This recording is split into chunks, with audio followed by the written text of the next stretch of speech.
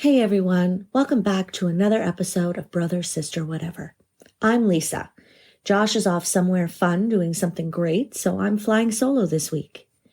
Today, we're going to dive into a topic that's pretty much always on my mind, the fine line between self-care and self-indulgence. We often hear about self-care as a way to recharge and nurture ourselves, but where do we draw the line? And does that line look different depending on who you are? I want to explore how self-care practices vary between the genders, how they can sometimes tip into self-indulgence, and how we can all find a balance that works for us. And let's not forget how social media plays into all of this, how it shapes our views on what self-care should look like, and sometimes makes us feel like we're not doing enough. It's about taking care of ourselves without feeling guilty or falling into excess. So let's break it all down and see where we can all improve our approach to self-care. Grab your tea, your matcha, or if you're like me, an iced coffee, and let's get into it. Let's start with the weekly what if. Here's the question. What if your only self-care options were things you loved doing as a kid? Would it still work? Kid self-activities are basically self-care in disguise. Think about it. Drawing, running around outside, or just playing with no agenda. Those things still recharge you, even if we call them something fancier now. When I look back at my childhood, self-care wasn't really something I planned or even thought about. It was just a natural part of who I was. I always had my nose in a book. At the time, some of my favorites were Babysitter's Club, Sweet Valley High, Nancy Drew, and Goosebumps. A trip to the library was an exciting venture. Reading for hours, getting lost in stories and worlds far away. It was a way to unplug and retreat into a world of imagination and relaxation. If I wasn't doing that, then I was probably drawing or sketching. Now, could those same childhood activities serve as self-care today? I definitely think so. Do you remember a few years back when adult coloring books were so popular? I cannot begin to tell you how many of those I have lying around waiting for me. We're constantly being pulled in so many different directions now. Life feels a little more complicated. We have more responsibilities, more distractions, and self-care can sometimes feel like another thing to check off a list. I can certainly relate to that. Cleaning, laundry, groceries, insert self-care moment here, homework with the kids, meal prep, rinse and repeat. It feels grounding to get back to the simpler things that once brought us peace. And maybe that's the kind of self-care we really need, something that brings us back to ourselves. I'm realizing that those childhood activities weren't just pastimes, they were actually powerful forms of self-care in their own right. So what about you? What would your kid self-care look like? I would love to hear from you, so please share your thoughts on social at brother.sister.whatever. All right, so let's kick things off by defining self-care and self-indulgence. We hear these terms tossed around a lot, but do we really know what they mean? And how do they affect our self-esteem? I'm going to break it down. Self-care is all about activities that promote your long-term well-being. Things that support mental, emotional, and physical health. So think drinking water, healthy meals, exercise, taking time for yourself, and setting boundaries. When you prioritize real self-care, you reinforce that you're worthy of care and attention. This builds self-respect and confidence. It helps you feel capable and in control, which strengthens self-worth. And it leads to better physical and mental health, which directly impacts how you see yourself. Feeling strong and energized makes it easier to have a positive self-image. When we talk about self-care, the first thing most people picture, including myself, is candles, bubble baths, and face masks. And while, yes, those things are self-care, that's not all that it is. In fact, it's actually a small part of what self-care really is. And for men, it might look different too. It could be hitting the gym, having quiet time to recharge, or spending time on a hobby that makes them feel like themselves again. But then there's the other side. Self-indulgence is about temporary pleasure. Things like binge watching Netflix for hours, mindlessly scrolling through social media, or overindulging in comfort food. Overindulgence often feels good in the moment, but can leave you feeling worse afterwards. It can lead to procrastination, avoidance of real self-care, making you feel stuck or unmotivated. And when it becomes a way to escape stress rather than deal with it, well, that can make you feel like you lack discipline or control, which in turn can hurt confidence over time. So please note that I want to re-clarify that there is a difference between self-indulgence and overindulgence. Balance is key. I don't think there's a wrong answer here, but I do think it's important to ask yourself, is this thing actually helping me feel better long term, or is it just a quick fix? And what can we do instead to really take care of ourselves? How can we find balance? Being intentional, when self-care is done well, it reinforces that you're valuable and deserving of true care, which helps self-esteem. And when occasional and mindful, self-indulgence can be enjoyable without harming your self-worth. It's about knowing when to treat yourself and when to challenge yourself. You can only run on empty for so long before you crash. And when you do, that's when you start getting short-tempered, losing motivation, or feeling like you're stuck in a rut. That's when indulgence takes over. Because instead of real rest, you're looking for quick fixes. You scroll, you drink, you overeat, you disconnect, and then what? You still feel exhausted. And now you're also frustrated with yourself. That's the cycle that keeps people stuck. As I was researching this episode, I was going through, all the lists of self-care options. I admit it, I was a bit taken aback that boundaries are considered a part of self-care. But the more that I think about it, the more it makes sense. Setting boundaries is actually one of the most important ways that I could take care of myself. It's not just about relaxing activities, it's about protecting my time, energy, emotions. For example, saying no when I'm stretched too thin or stepping back from toxic situations helps prevent burnout and emotional exhaustion. By setting boundaries, I'm able to prioritize my own needs, which creates space for the things that truly nurture me. It's not always comfortable, but it's necessary. I need to respect my own limits because when I do, I'm able to show up better for others as well. In the end, it ensures that I'm not giving too much of myself away and leaving myself empty. Again, it's all about finding that balance and taking care of my own well-being. And this is definitely something I've struggled with a lot. I am also still sometimes confusing self-indulgence with self-care. For a long time, I equated self-care with buying myself things. Those small treats, anything that gave me like a moment of joy.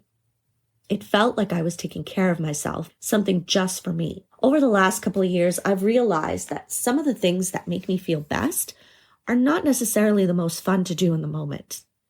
The things I know I should be doing for myself, like eating healthy or exercising, always feels like obligatory tasks rather than acts of self-care. I have to purposefully and continuously remind myself that the end result is worth it. I'm seeing these things as something nurturing, not just for my body, but for my spirit too. When my body is healthy, my mind is clearer, less cluttered, so to speak. I can put my best self forward. That doesn't mean I have it all figured out. Nope. I'm still new enough to this real self-care that it is not a routine yet. And it's still a very fragile habit to break. I fail more than I succeed, but you can't change what you don't know. Let's talk about the whole self-care trend that's on social media. Don't get me wrong, taking care of yourself is important, but I feel like there's a trap here. The way it's presented online, self-care has become this curated, polished version of what it should look like. Those face masks, the bubble bath, the really expensive wellness products. Everyone's posting these perfect, serene moments. And sure, it's nice to look at, but let's be honest, who's the time or the money? And what happens when those things don't feel like enough? Or worse, when you feel pressure to do all of that just to be doing self-care right? Like, are you even doing it right if your self-care doesn't look like a spa day? I have a love-hate relationship with social media. I thought that by giving myself the gift of time to be by myself and scroll on social media or binge watch the newest show, that I was filling my cup. While treating myself felt good in the moment, it wasn't truly nurturing me the way that I needed. I realized that my cup was never actually getting filled. I was still feeling empty and depleted and tired, always tired. And then there's just feeling shitty about all the perfect people living perfect lives in the perfect outfits that just felt so out of reach for me.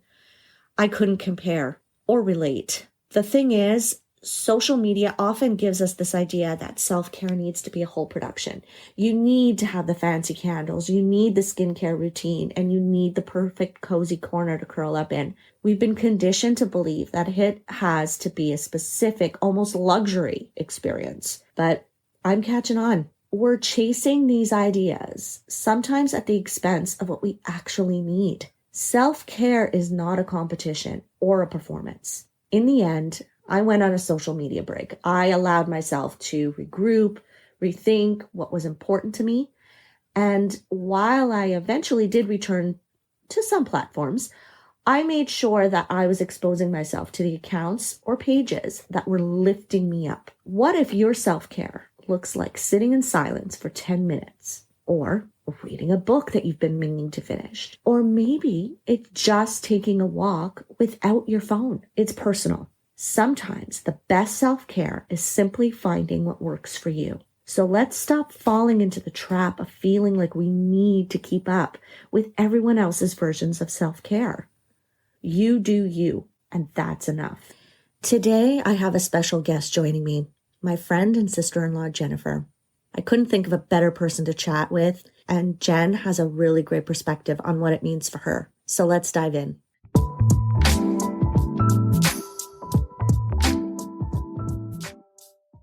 One of the first questions that I would like to ask you is, how do you personally define the difference between self-care and self-indulgence?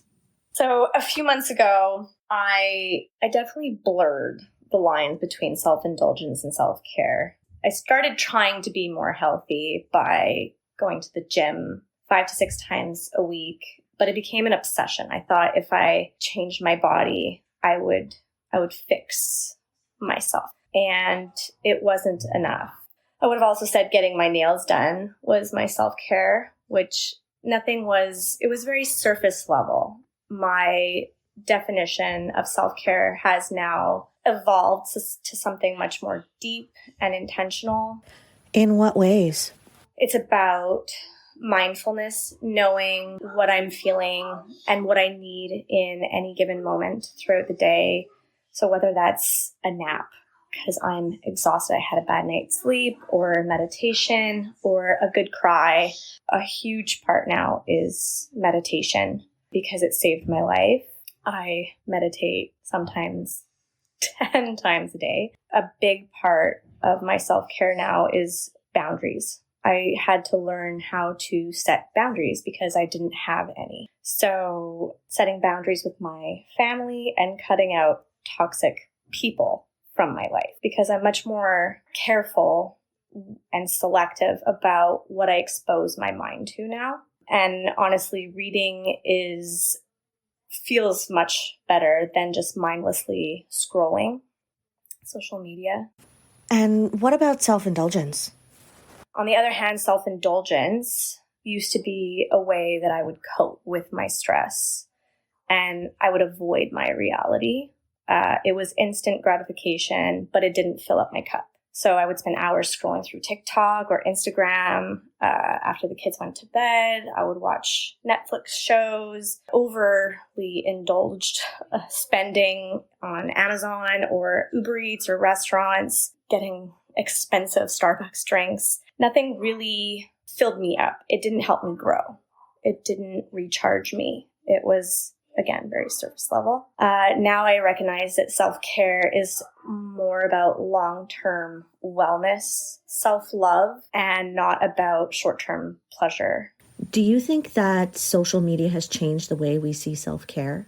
So social media, I went on there as a way to kind of escape. And I found people, my people, that were in situations like me, moms that were venting about their kids or wives venting about their husbands. I felt like, oh, I'm not alone. This is how we are. It ended up robbing me of true healing because I was just absorbing more negativity. And I would use that as my me time instead of feeding myself with positivity. It was an escape, and it brought me down instead of bringing me up.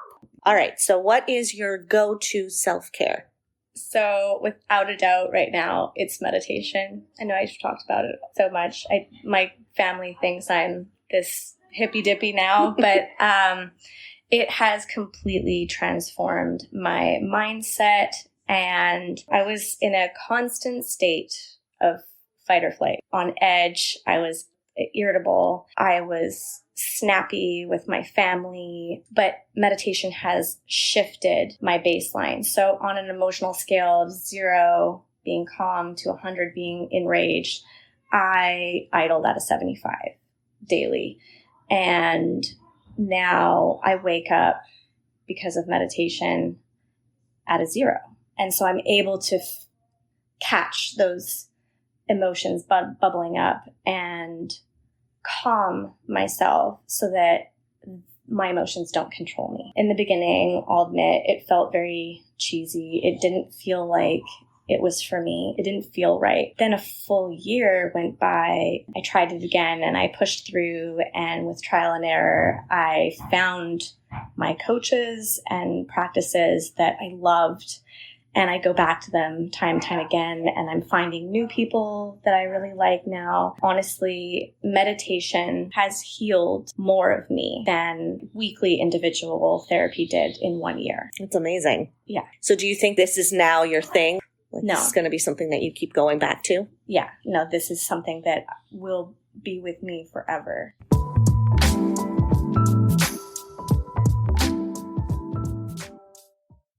All right. That's all I've got for today. I hope this episode gave you something to think about. Just remember, self-care doesn't have to be fancy or expensive. It's about what makes you feel like you again. So whether it is a face mask or hiding in the bathroom for 5 minutes of peace, exercising or eating healthy, go for it. In the meantime, hit me up on Insta. Let me know what your kid self-care ideas are. And if you like this episode, share it with a friend. Or better yet, with someone who needs a reminder to take care of themselves. Thanks for listening, and I'll see you next time. Bye.